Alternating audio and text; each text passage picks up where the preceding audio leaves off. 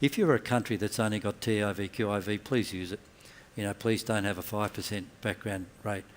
After that, then, in Europe, what you're left with is an opportunity to use an adjuvanted vaccine, which is clearly going to produce an improved clinical outcome. I think the more we use it, and I think the message has got to be to primary care physicians that if you now have the option of an enhanced vaccine, high dose or adjuvanted in the US and Canada, adjuvanted in Europe, then you must be using an adjuvanted vaccine. There is such an important benefit to the elderly in the reduced outcomes that I don't think there's any discussion really for continuing to use one of the more traditional vaccines.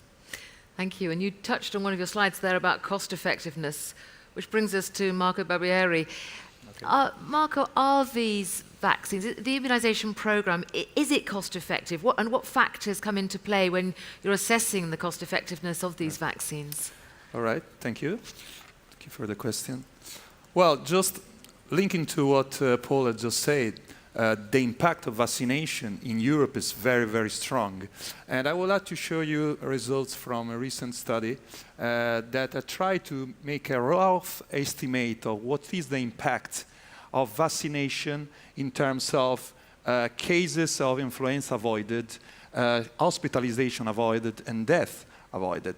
And you can see that even at a relatively low coverage, which is about 50% coverage for patient for which vaccination is recommended, even at this low coverage, less than 50%, we could have about 2 million cases of influenza avoided, between 45,000 and 65,000 hospitalization avoided, and about 30,000 death avoided for patients that receive vaccination, individually receive vaccinations.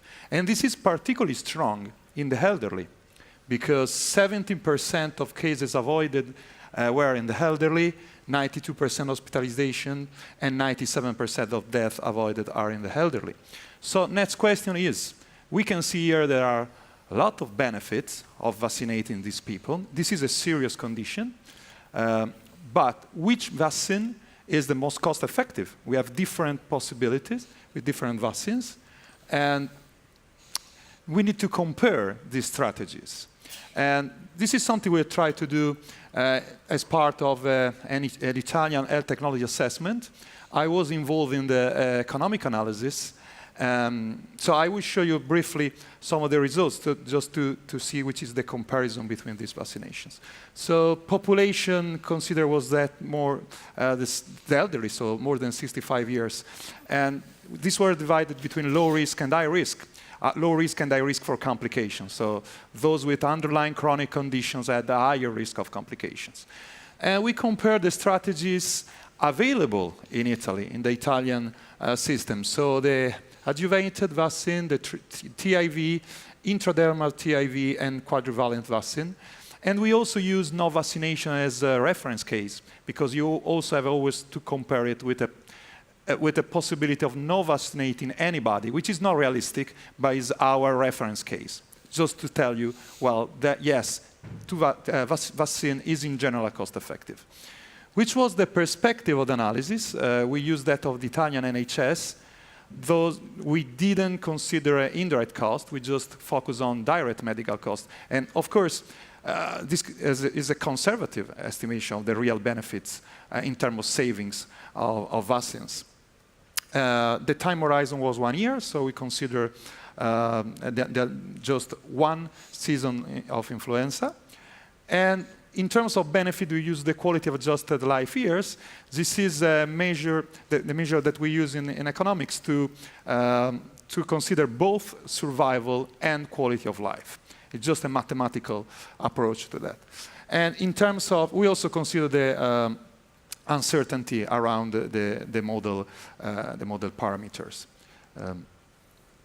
Just quickly, a very simplified version of the decision tree. There are more than 300 branches in reality, but I cannot show you all the branches. So the point is we have to take a decision. Which vaccine we want to use? So let's assume that we start with ATIV. We divide population between low risk and high risk, as I said before. And then patient could be vaccinated or not vaccinated, depending on the coverage. So as the coverage increase, more people will be vaccinated. Then if you are vaccinated, you can have influenza or not having, you cannot have influenza. And this will depend on attack rate and on the effectiveness of the vaccine. So more effective is the vaccine, less people will go to this pathway. And same way, if you have influenza, you can have complications. We consider respiratory complication, cardiovascular complication, renal complications, all those that were in our data. And finally, if you have a complication, you can be hospitalized or not. And we end up with, you can just survive or you can die at the hospital. So I don't go through all the methods and the data because they were presented yesterday in another section, but I just want to show you the key results of the model. In this first column, you can see the cost per person of all these strategies. Clearly, no vaccination is the less expensive, but it's not zero, as you can see, because even if you don't do any vaccination, you have cost related to complications. So you have a cost even in the case of no vaccination. Then TIV, ATIV, why these two vaccines were the most expensive ones. In terms of efficacy, if we look at the QALYs, the ATIV was that with the highest number of QALYs, so was that with the highest benefit. So these columns are the incremental cost. So how much, for example, TIV costs more than no vaccination, just the difference between these two. And finally, you have incremental QALYs. And you can see that both QIV and IDTIV have negative incremental QALYs. This means they are less effective than ATIV, but they are also more expensive. So we always say, in economics, we say they are dominated. They are less expensive, less effective and more expensive.